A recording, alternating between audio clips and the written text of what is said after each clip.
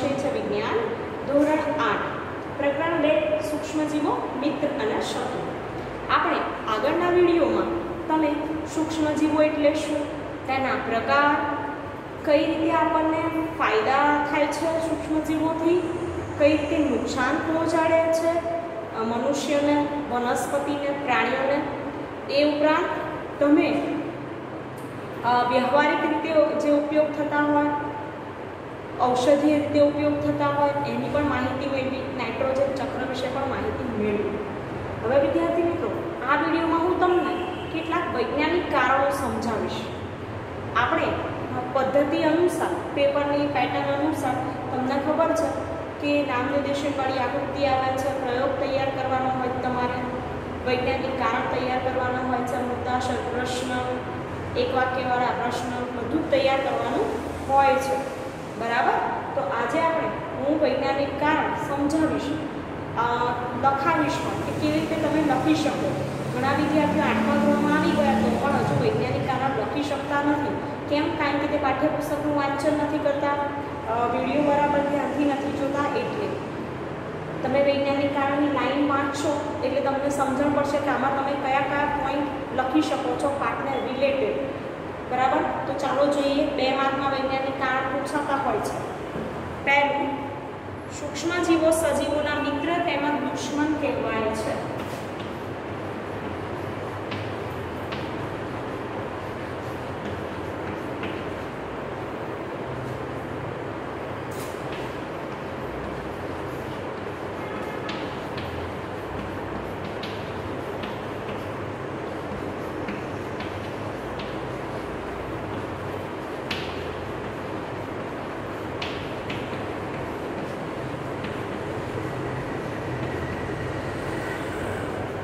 હવે નવો પોઈન્ટ નવી લાઈનમાં લખવાનો છે તમારે. પહેલાં હું લખાઈશ, જોડે સમજાવતી જઈશ, તો તમે ધ્યાન પણ આપજો, નોટબુકમાં લખજો ખાસ, ખાલી વિડીયોમાં જોઈને સમજી નહીં શકો. સૂક્ષ્મજીવો મનુષ્ય અને અન્ય સજીવોને ઘણી રીતે ઉપયોગી છે. આપણે જાણીએ છીએ કે તેઓ દૂધમાંથી દહીં બનાવવા, ઇડલી ઢોસા બનાવવા માટે, બરાબર, દવાઓ બનાવવા માટે, વૈજ્ઞાનિક સંશોધનોમાં પણ સૂક્ષ્મજીવો ઉપયોગી છે. પરંતુ તે દાદર, ખસખરજુ જેવા રોગો, બીજા મેલેરિયા જેવા રોગો એ પણ આપણને આપે છે. એટલા માટે સૂક્ષ્મજીવોને શું કહેવાય? સજીવોના મિત્ર તેમજ દુશ્મન કહેવાય છે.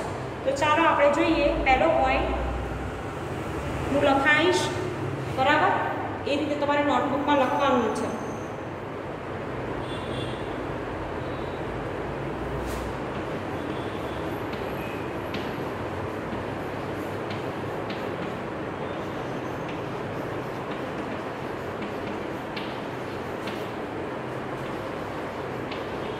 મનુષ્ય તથા અન્ય સજીવોને ઘણી રીતે ઉપયોગી છે.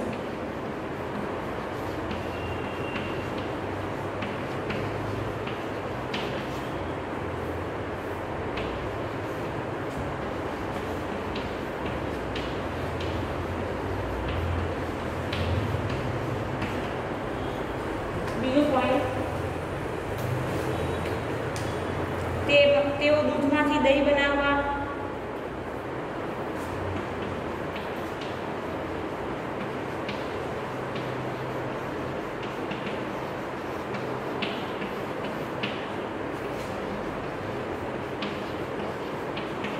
ઇડલી ઢોસા બનાવવા,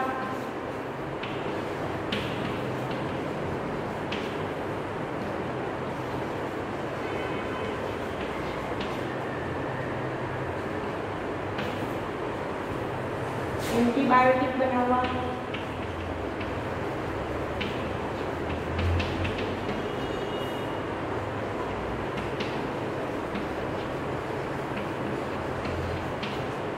તથા વૈજ્ઞાનિક સંશોધનોમાં ઉપયોગી છે.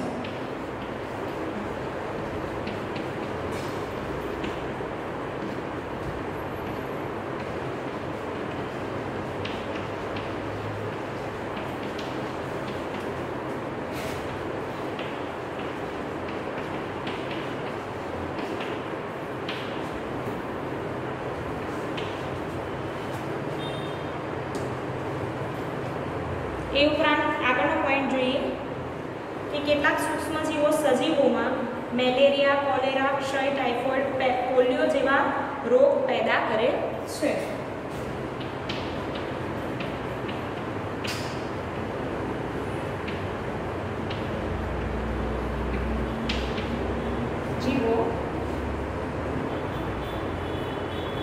સજીવોમાં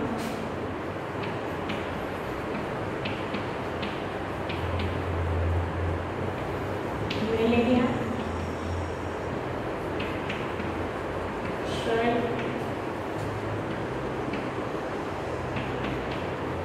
ટાઇફોઇડ, પોલિયો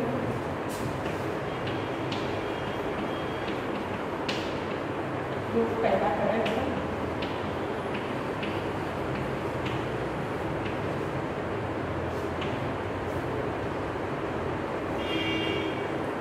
આમ તે હાનિકારક પણ છે.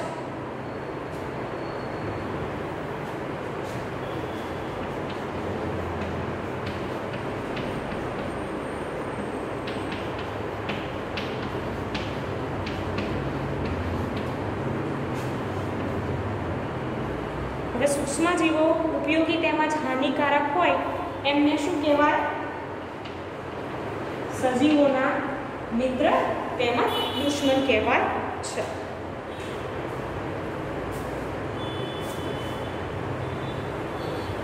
બીજું વૈજ્ઞાનિક કારણ જોઈએ આગળ.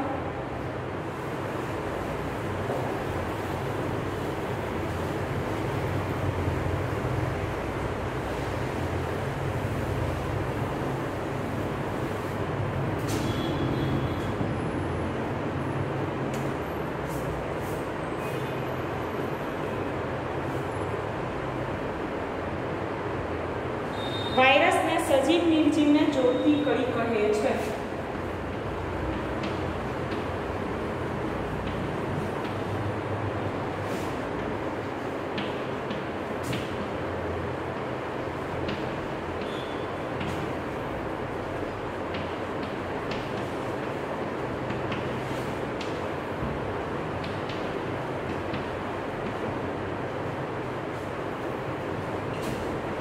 પહેલો પોઈન્ટ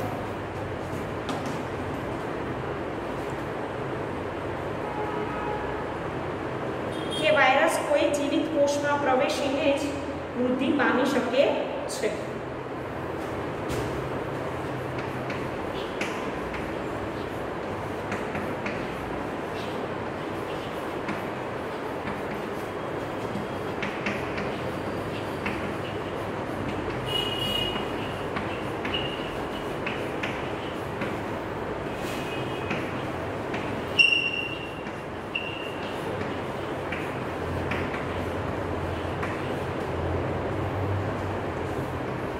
બીજો પોઈન્ટ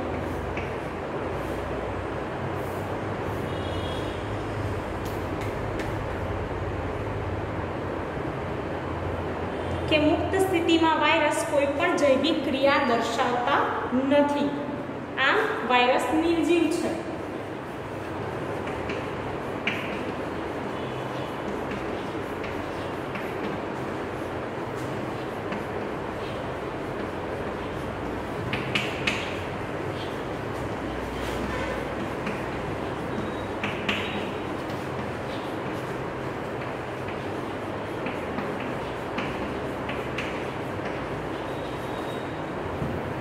આમ વાયરસ નિર્જીવ છે.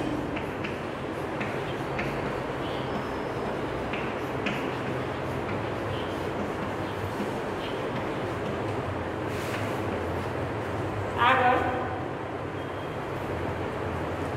વાયરસને યોગ્ય યજમાન કોષ મળે તો તે પ્રવેશી યજમાન કોષના વિવિધ દ્રવ્યોનો ઉપયોગ કરી પોતાના જેવો નવો વાયરસ બનાવે છે. હવે વાયરસને શું થાય કે કોઈનો કોષ મળી જાય સજીવનો, એમાં પ્રવેશી જાય અને એમાંથી પોષણ મેળવી પોતાના જેવો શું કરે? બીજો વાયરસ બનાવે.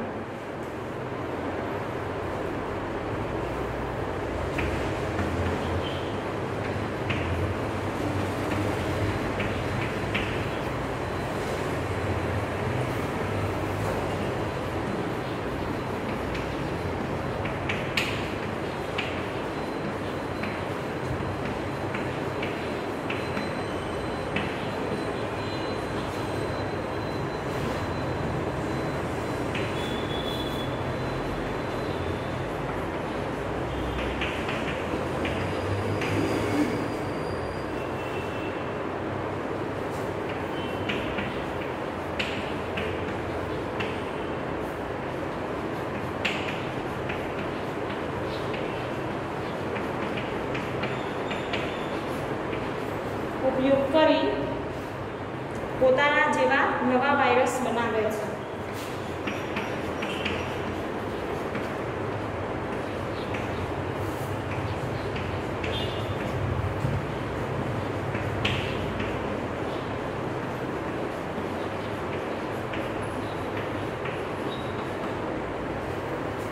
હવે આગળનો પોઈન્ટ,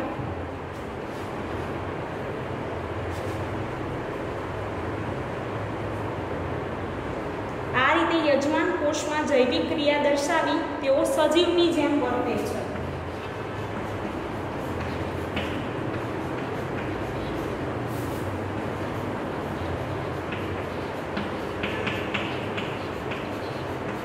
યજમાન કોષમાં જૈવિક ક્રિયા દર્શાવી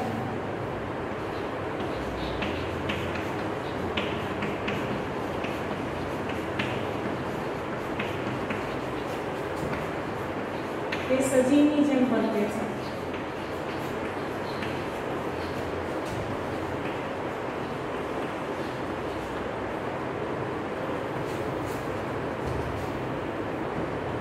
વાયરસ સજીવ અને નિર્જીવ બંનેના ગુણધર્મો દર્શાવતા હોવાથી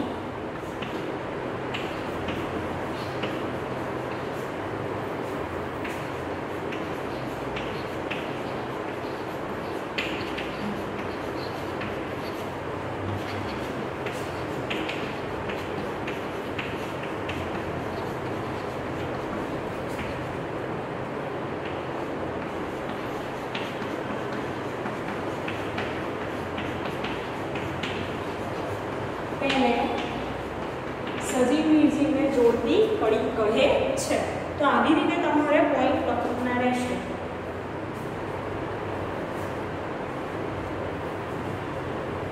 આવી રીતે હું તમને બીજા સમજાવું કે બેક્ટેરિયા સર્વવ્યાપી છે.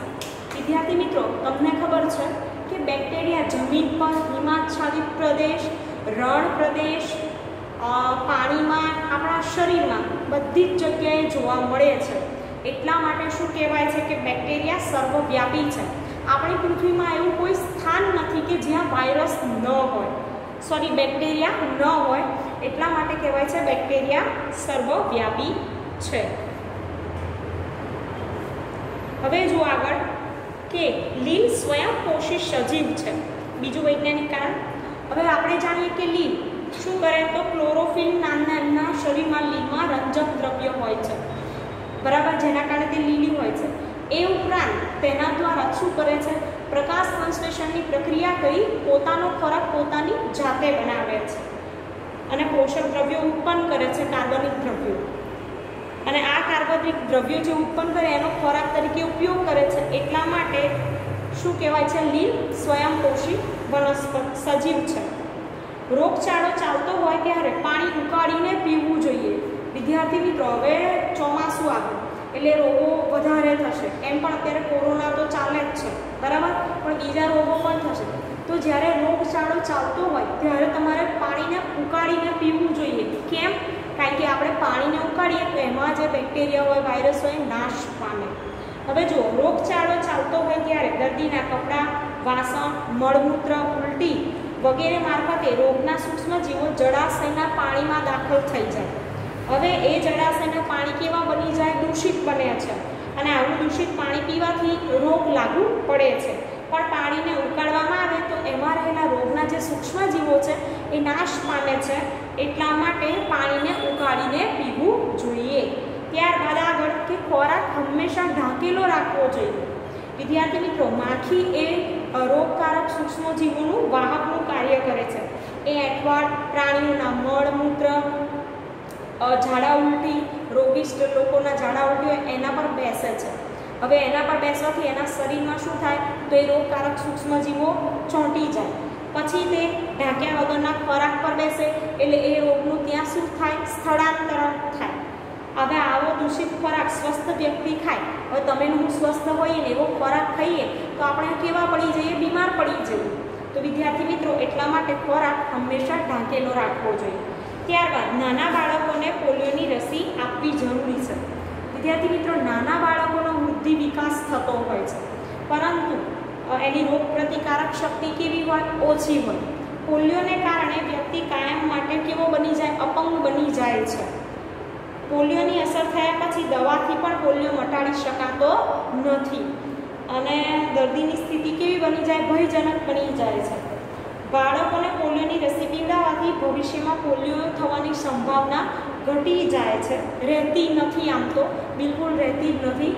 એટલા માટે જ નાના બાળક હોય ત્યારે એમને રસી આપવામાં આવતી હોય છે પોલિયોની, અને ભારત સરકાર, ગુજરાત સરકાર પણ રસીકરણ અભિયાન ચલાવતા હોય છે.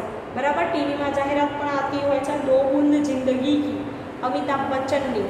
જોજો તમે, એ પોલિયો માટેની એડવર્ટાઇઝ છે. હવે આમ પોલિયોની રસી પોલિયોના રોગ સામે રક્ષણ આપે છે, એટલા માટે બાળકોને પોલિયોની રસી આપવી ખૂબ જરૂરી છે. તો કોઈ પણ વૈજ્ઞાનિક કારણ પૂછાય, તમારે પહેલાં પોઈન્ટ સમજવાના, પછી એના રિલેટેડ પોઈન્ટ્સ અંદર લખવાના. ઓછામાં ઓછા 4 મુદ્દા લખવા તો તમને 2 માર્ક્સ મળશે. આ તો પાઠ 2 ના વૈજ્ઞાનિક કારણ હતા.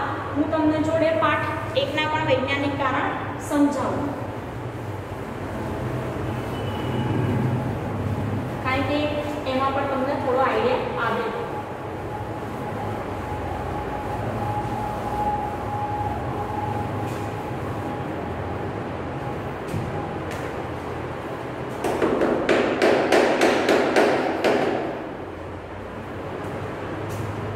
હવે પાઠ 1 ના વૈજ્ઞાનિક કારણ આપણે જોઈશું.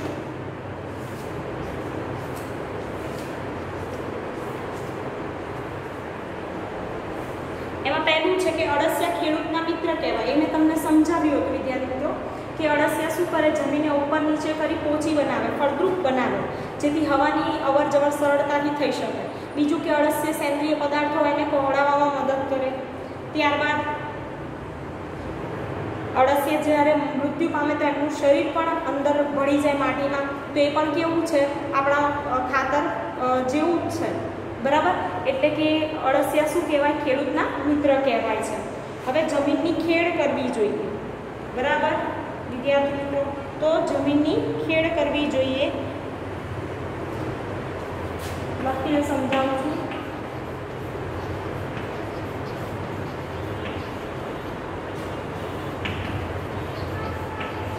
હવે ખેડ કરવાથી શું થાય? પહેલા તો ખેડ એટલે શું? તો આપણે જાણીએ છીએ જમીનને ઉપર નીચે કરીએ તે. તો જમીનની ખેડ કરવાથી જમીનમાં રહેલા ઢેફા ભાંગીને જમીનના કણ છૂટા પડે છે. ખેડ કરવાથી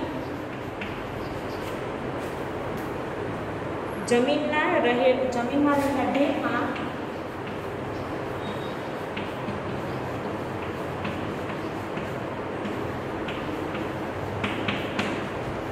ભાંગી જમીનના કણ છૂટા પડે છે.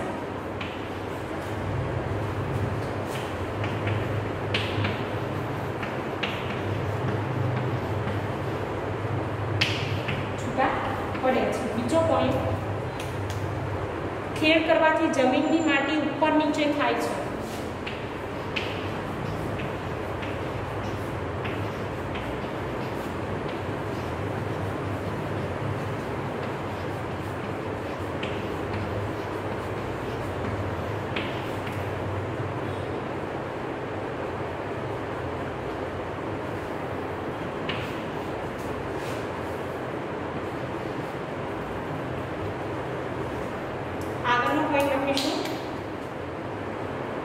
કે જમીનમાં હવાની અવર જવર વધે છે અને જમીન પોચી બને છે.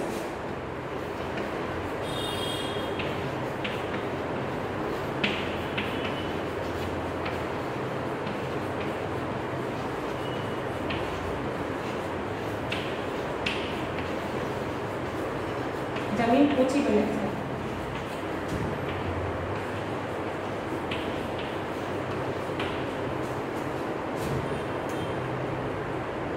પોચી જમીનમાં વાવેલા બીજ સરળતાથી ઉગી શકે છે.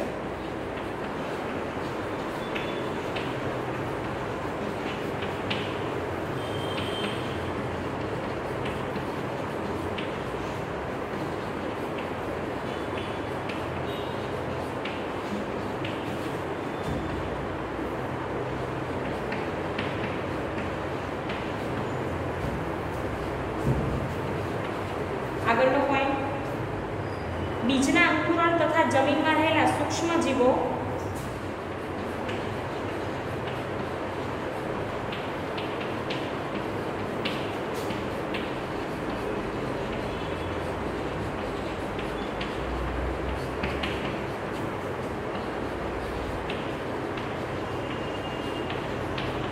સૂક્ષ્મજીવો અને અળસિયાને શ્વસન માટે જરૂરી હવા મળી રહે છે.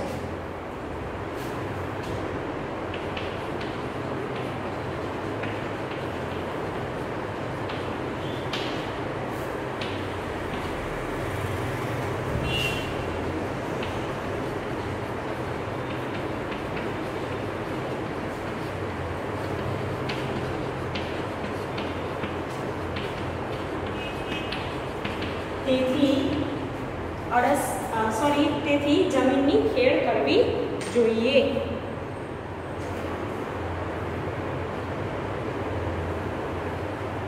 વિદ્યાર્થી મિત્રો, આવી જ રીતે બીજા વૈજ્ઞાનિક કારણ પણ પૂછાય કે પાકની ફેરબદલી કરવી જોઈએ. હવે પાકની ફેરબદલી કેમ કરવી જોઈએ? તો આપણે જાણીએ કે પાક એકનો એક પાક સતત લેવામાં આવે તો એમાંથી પાકને જરૂરી એવા પોષક તત્વો સતત શોષાઈ જાય અને એ પોષક તત્વોની જમીનમાં શું થાય? ઉણપ થાય. પરંતુ જો પાકની બદલી કરવામાં આવે, અનાજ અને કઠોળનો પાક વારાફરતી લેવામાં આવે તો શું થાય કે જમીનનો કસ જળવાઈ રહે, એટલે કે ફળદ્રુપતા જળવાઈ રહે. કઠોળનો પાક વાવવાથી તેના મૂળમાં આશ્રયમાં લેતા રાઇઝોબિયમ નામના બેક્ટેરિયા શું કરે કે નાઇટ્રોજનનું સ્થાપન કરે. એના કારણે જમીનમાં ફળદ્રુપતા જળવાઈ રહે અને પાકની ફેરબદલી કરવાથી જે નુકસાનકારક જીવાતો હોય છે એનામાં પણ શું આવે છે? નિયંત્રણ આવે છે. ત્યારબાદ કૃત્રિમ ખાતરનો ઉપયોગ ઘટાડવો જોઈએ. તમે જાણો છો કે કૃત્રિમ ખાતર એનાથી શું થાય? તો જમીનનું બંધારણ બગડે. પછી વધુ નાખવામાં આવે તો કેટલીક વાર પાક બળી પણ જાય અથવા તો ઓછો ઉતરે પાક. ત્યારબાદ કૃત્રિમ ખાતરની અસરથી જમીન પ્રદૂષિત થાય છે અને જમીનમાં અંદર જે રહેતા સૂક્ષ્મજીવો છે કે જે ખેડૂતને મદદ કરે છે એ મૃત્યુ પણ પામે છે. અને પરિણામે સેન્દ્રિય પદાર્થોનું પ્રમાણ ઘટવાથી જમીનની ફળદ્રુપતા શું થઈ જાય છે? ઘટે છે. તેથી જમીનમાં કૃત્રિમ ખાતરનો ઉપયોગ ઘટાડવો જોઈએ. તો આ હતા વૈજ્ઞાનિક કારણો. તમારે વૈજ્ઞાનિક કારણો નોટબુકમાં લખવાના છે. ચોપડો બનાવ્યો હોય તો એમાં તૈયાર પણ કરવાના છે.